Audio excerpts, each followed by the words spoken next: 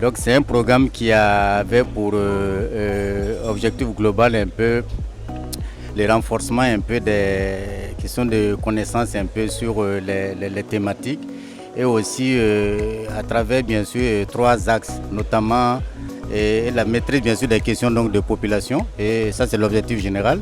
Et aussi pour ce qui concerne les objectifs spécifiques, il y avait trois objectifs spécifiques. Le premier c'était de voir comment promouvoir les questions de santé sexuelle, de la reproduction, et avec bien sûr les questions de promotion sociale de façon globale, la SR et bien sûr les questions de VBG, comment est-ce qu'on peut mieux lutter contre cela. Et l'autre axe c'est de voir comment renforcer les questions de gouvernance à travers bien sûr l'amélioration aussi, je dirais, de l'état civil, du système de gestion de l'état civil, les aspects de coordination et de gestion de l'état civil. Et bien sûr, l'axe 3, c'était vraiment les questions de promotion donc, de la recherche sur les questions donc, populationnelles et voir dans quelle mesure les résultats de recherche peuvent être pris en compte dans les actions donc, de planification des politiques publiques.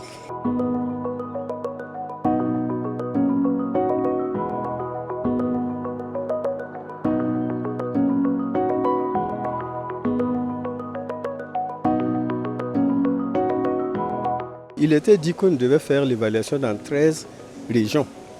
Mais la DIE, à raison des facteurs sécuritaires, nous ont dit de le faire dans 5 régions en présentiel et dans les autres en distanciel. Et lorsqu'on s'approchait de la phase terrain, la situation sécuritaire aussi continuait à s'aggraver un peu.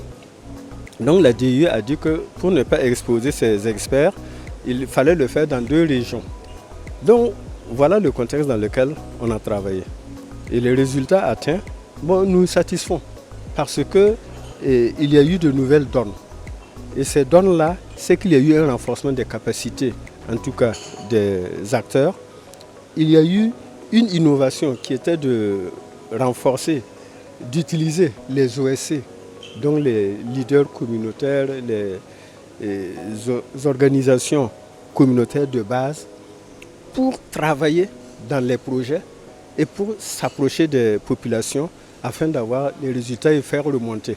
C'est une nouvelle approche parce que généralement les projets sont de catégorie 1, 2, 3 au niveau du Burkina et ils n'étaient pas mêlés comme ça.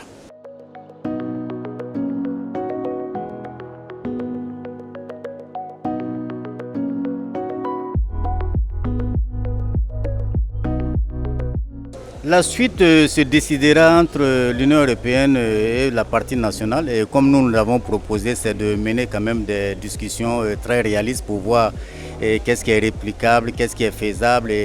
Mais de façon globale, ce qui ressort de nos discussions avec la partie nationale, les acteurs nationaux, je pense que beaucoup sont favorables quand même à ce qu'il y ait une phase 2 de ce programme, vu que le programme quand même a suscité pas mal de choses sur le terrain. Le programme donc a créé quand même des environnements donc favorables à l'utilisation donc des services. Le programme a renforcé les compétences dans les centres jeunes, les compétences dans les prestataires. Je pense qu'en termes de facteurs de durabilité, il y a pas mal quand même d'acquis dans ce sens-là. Mais nous aurons souhaité quand même pour qu'au niveau donc du Burkina, il y ait une phase pour renforcer donc tous ces acquis-là.